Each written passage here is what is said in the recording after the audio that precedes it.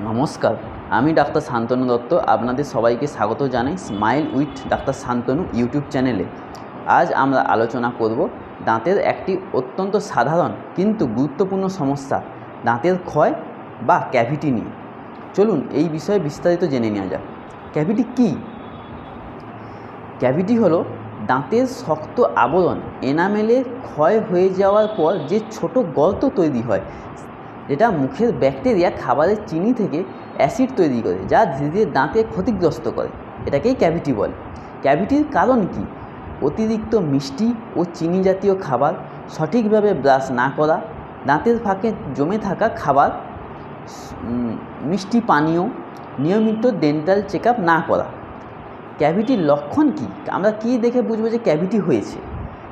দাঁতের কালো বা বাদামি দাগ, ঠান্ডা বা গরমে দাঁতে ব্যথা, খাবার চিবোতে অস্বস্তি, মুখে দুর্গন্ধ, দাঁতের ভিতর ছোট গর্ত দেখা যাওয়া। এর কী চিকিৎসা পদ্ধতি আছে? ক্যাভিটির চিকিৎসা পদ্ধতি ক্যাভিটির গভীরতার উপর নির্ভর করে। যদি গভীরতাটা ছোট হয় তবে ডেন্টাল ফিলিং দিয়ে করা যায়। যদি ক্যাভিটির ক্ষয়টা বেশি মিডিয়াম হয় তবে রুট ক্যানাল। যদি ক্যাভিটির ক্ষয়টা আরও বেশি হয় তখন দাঁতটাকে তুলে ফেলতে হয়। আমরা কীভাবে এটাকে প্রতিরোধ করব?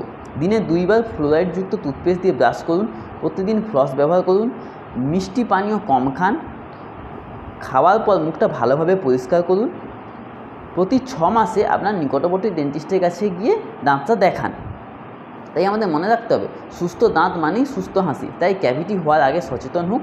ভিডিওটি ভালো লাগলে লাইক, শেয়ার ও সাবস্ক্রাইব করুন smile with doctor Shantanu Dutta চ্যানেলটিতে।